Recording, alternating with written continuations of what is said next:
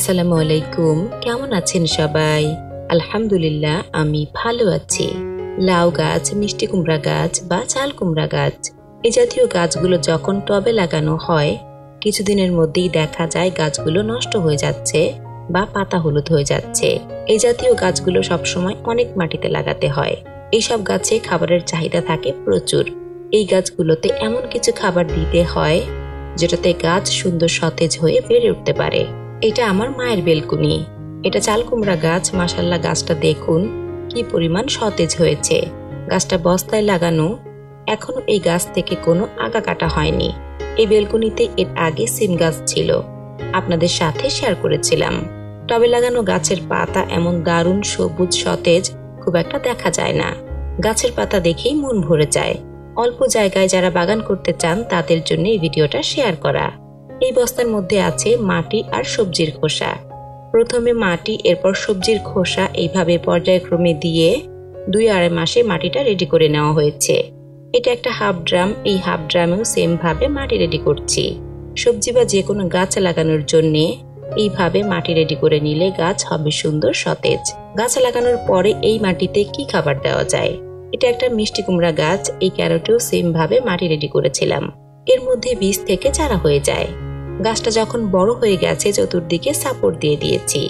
এখন গাছের খাবারের চাহিদাও বেড়ে গেছে।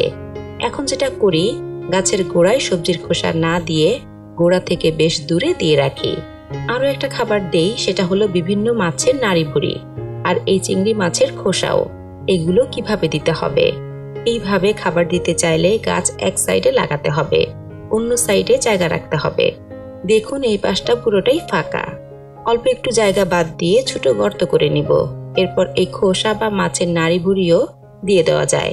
প্রয়োজনে গর্তটা আরো বেশি করে খুঁড়ে নেওয়া যায়। এই জিনিসগুলো এই জাতীয় গাছের জন্য প্রচুর উপকারী। গাছ প্রচুর সতেজ থাকে, গাছ নির্জীব হয়ে যায় না, গাছে ফলন বেশি হয়। যদিও এত ছোট পাত্রে ফলনের কোনো আশাও নেই, গাছগুলো একটু বড় হলেই পাতা খাওয়া যাবে, এই আশাতেই গাছটা যত্ন করছি। দেখুন ফুলও চলে এসেছে। মিষ্টি কুমড়া গাছের ফুল ভাজা আমার খুবই প্রিয়। এখন অনেকেই প্রশ্ন করতে পারেন, আপু এই জিনিসগুলো দেওয়ার পরে মাটিতে বিভিন্ন ধরনের পোকামাকড় হবে, পিঁপড়া হবে। মাটি ভালোভাবে চাপা দিয়ে দিলেই হয়, এতে করে আর কোনো সমস্যা হয় না।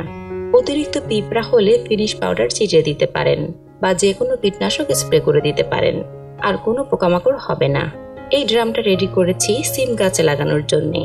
অনেকেই আমাকে জিজ্ঞেস করেন বিভিন্ন সবজির বীজ কোথা থেকে কেনা যায়। আমি ঢাকা থাকি, সিদ্দিক বাজার থেকে নিয়ে আসি। আপনারা আপনাদের এলাকায় সার বীজ সেল করে এমন দোকানে খুঁজে দেখবেন। এই সিমের বীজ আমার ছোট ভাই অনেক আগে কিনেছিল। এইটা কেরালা সিম, আগাম জাতের সিম বা 12 মাসি সিমও বলা যায়। সেই বীজের গাছ থেকে এই বীজ সংগ্রহ করা। মাটির সাথে গোবর সার মিশানো আছে। মাটিটা বেশ ঝরঝরে। এই মাটিতে বীজগুলো লাগিয়ে দিব। বীজগুলো শুইয়ে দিলাম, এর উপরে অল্প করে মাটি ছিটিয়ে দিব। তারপর পানি দিয়ে মাটি ভিজিয়ে দিব। 4টা ব্যাগে বীজ বুনেছি, দেখি কয়টা বীজ থেকে গাছ হয়। এমন জায়গায় রাখবো 1-1.5 ঘন্টা হালকা রোদ লাগে। একেবারে রোদ ছাড়া চারা টিংটিঙে লম্বা হয়ে যায়, চারা হেলদি হয় না। অনেকেই আমার উপরে রাগ হন, সবজি গাছ কেন লাগাই না, শুরু করে দিলাম সবজি। আসলে এতেও আমার মতলব আছে। এইভাবে মাটি রেডি করে এইসব মাটিতে অল্প কিছুদিন সবজি খেয়ে সেই মাটিতে আবার অন্যান্য গাছ লাগাবো। এতে করে পুরনো মাটিও ব্যবহার হয়ে যাবে, মাটির পুষ্টিগুণও কমে যাবে না। সবাই ভালো থাকবেন, সবার জন্য শুভকামনা।